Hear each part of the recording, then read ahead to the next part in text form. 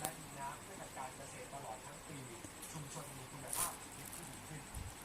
ผลการดำเนินงานของมูลนิธิอุทกภัณฑ์เหล่านี้เกิดจากหน่วยงานทั้งภาครัฐเอกชน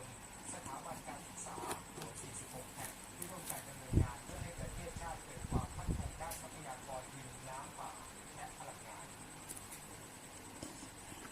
พระบาทสมเด็จพระเจ้าอยู่หัวพระราชทานสิ่งของแก่เจ้าหน้าที่ที่ปฏิบัติ